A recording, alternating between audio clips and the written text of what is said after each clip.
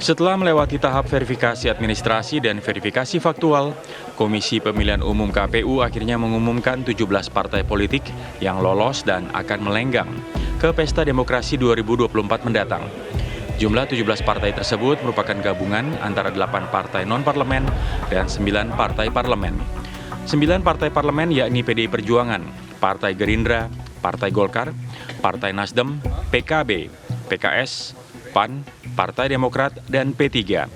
Sedangkan 8 partai non-parlemen yakni Perindo, PBB, PKN, Partai Garuda, Partai Gelora, Partai Hanura, PSI, dan Partai Buruh.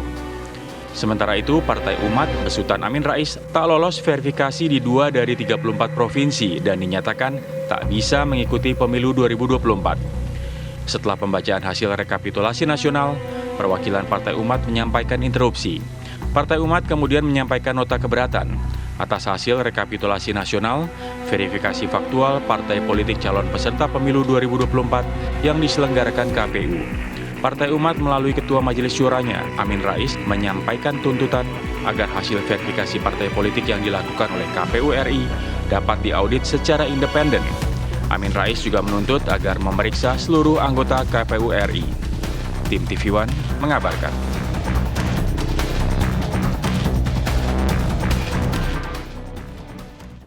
Agar seluruh hasil verifikasi yang telah dilakukan oleh KPU terhadap partai-partai baru dan partai-partai non-parlemen untuk segera diaudit oleh tim independen. Kedua, menuntut agar seluruh hasil verifikasi administrasi yang telah dilakukan KPU terhadap partai-partai parlemen untuk juga diaudit secara independen dan dibuka seluas-luasnya kepada publik. Ketiga, menuntut DKPP, Dewan Kehormatan Penyelenggara Pemilu, untuk segera memeriksa seluruh jajaran KPU Pusat terkait dengan adanya dugaan kuat intervensi yang dilakukan oleh KPU Pusat kepada KPU Provinsi dan KPU Daerah. Ya, kita akan membahas hal ini lebih dalam dengan dua narasumber yang sudah hadir pada pagi hari ini. Sudah ada Mbak Titi Anggraini, Pembina Perludem, dan juga ada Mas Ridho Rahmadi, Ketua Umum Partai Umat. Selamat pagi Mbak Titi, selamat pagi Mas Ridho. Sehat semua ya? Alhamdulillah. Tadi kita juga baru menyaksikan itu ada pernyataan dari Ketua Majelis Syura Partai Umat yang menyatakan bahwa harus ada verifikasi lagi, harus ada investigasi lagi, kemudian juga kabarnya ada intervensi KPU pusat kepada KPU daerah. Memang benar adanya? Ya, kalau kita dengar kira-kira 3-2 hari lalu justru ini diangkat di media mainstream ya. Jadi ada intervensi dari pusat kepada daerah dan wilayah, penyelenggara daerah dan wilayah. Bahkan kita dengar juga kemarin melalui tim advokasi pemilu bersih, itu dari daerah dan wilayah penyelenggara ya, KPU itu melayangkan somasi. Ya, jadi kita lihat ini seperti apa. Oke. Nah, yang dituntut sekarang oleh Partai Umat apa? Kemudian di bagian mana yang mungkin Partai Umat merasa keberatan dengan hasil yang sudah ditetapkan oleh KPU? Jadi pertama, alhamdulillah kita 32 wilayah itu MS, memenuhi syarat. Jadi hanya tinggal 2 ini. Dan di 2 wilayah ini kita mendapatkan laporan perlakuan atau hal-hal yang diskriminatif ya. Sebagai contoh, di 1 DPD itu video rekaman di mana itu ketika verifikasi faktual perbaikan diizinkan oleh KPU melalui surat resmi ya dari pusat kepada daerah, itu kita tidak diizinkan dan hanya kita yang tidak diizinkan. Itu salah satu contoh. Dan juga kita temukan rekapitulasi di beberapa daerah yang tidak masuk akal ya. Tidak masuk akal dalam arti hanya MS-nya jumlahnya 0 ataupun di bawah 10. Jadi kemarin kita menyampaikan 3 tuntutan. Tuntutan pertama dan kedua berkaitan dengan mari kita audit ya data yang ada di Sipol, hasil Vermin, verifikasi administrasi dan juga verifikasi faktual. Kita lihat sama-sama apakah cocok dengan yang ada di lapangan, rekapitulasi dan berita acara. Jadi kita audit secara independen. Jadi UU nomor 14 tahun 2008 juga menjamin hak informasi publik. Jadi seharusnya ini tidak menjadi masalah. Langkah ketiga juga kita mengajukan mendorong supaya DKPP bertindak terhadap laporan dugaan kuat intervensi dari KPU pusat terhadap daerah dan wilayah. Oke, Dan baik. kita juga bersiap-siap untuk melakukan gugatan ke Bawaslu. Oke, baik, itu tadi disampaikan oleh Mas Ridwan. Tapi sebelum kami lanjut, kami ingin menyampaikan bahwa dari tadi malam kami juga sudah mengundang Ketua KPU Pak Hasyim Basharia, namun yang bersangkutan berhalangan memang pagi hari ini, dan kami sampai saat ini juga masih mencoba menghubungi komisioner KPU lain untuk mendapatkan informasi lebih lanjut mengenai apa yang disampaikan oleh Partai Umat tadi. Oke, saya geser ke Mbak Titi terlebih dahulu. Mbak Titi, kalau misalnya kita bicara soal tahapan pemilu aja, soal verifikasi administrasi dan juga faktual, sebenarnya itu dilakukannya bagaimana sebenarnya, Mbak? Ya, ini memang diawali dengan pendaftaran ya. Pada dasarnya semua yang ingin menjadi peserta pemilu 2024 harus mendaftar. Dan semua yang mendaftar itu harus ikut verifikasi administrasi. Memang setelah verifikasi administrasi itu ada perbedaan perlakuan. Bagi partai yang punya kursi di DPR, tidak harus lanjut ke verifikasi faktual, tapi bisa langsung ditetapkan sebagai peserta pemilu walaupun penetapannya bersama-sama nanti, yang itu dilakukan kemarin. Sementara partai yang non-DPR, kalau dia dinyatakan lolos verifikasi administrasi, dia harus ikut verifikasi faktual. Nah, yang dilalui oleh 9 partai non-parlemen ini kemarin adalah verifikasi faktual. Verifikasi faktual pun ada 2 fase. Pertama, setelah mereka dilakukan verifikasi tahap pertama, diberikan kesempatan untuk setelah rekapitulasi hasil disampaikan kepada partai, verifikasi faktual perbaikan. Sipol menjadi instrumen untuk mengunggah hasil dari setiap proses itu.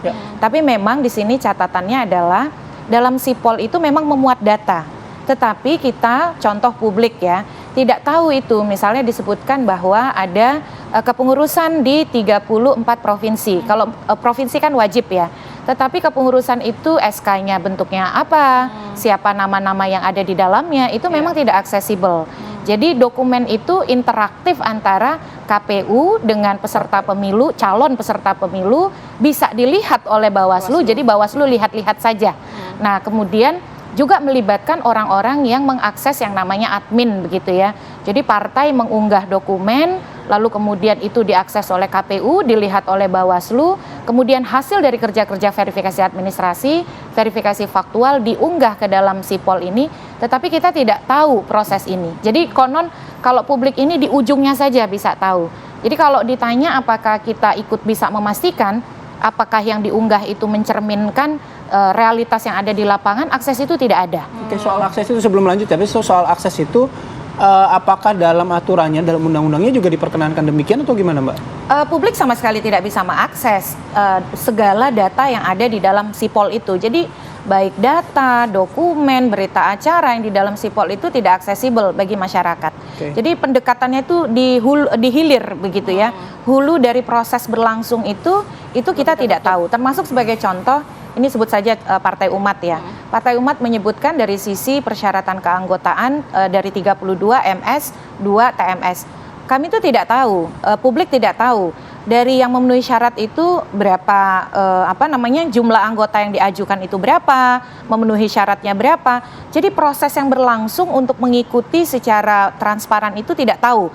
Jadi taunya adalah ketika proses rekap nasional dinyatakan MS di sini, TMS di sana begitu. Jadi memang ada problem terkait dengan transparansi, lalu juga akuntabilitas dari proses yang berlangsung, terutama terkait akses publik. Selain sipol juga Mbak Titi, catatan dari Perludem, apakah memang selama verifikasi administrasi dan juga faktual ada temuan-temuan di lapangan oleh Perludem?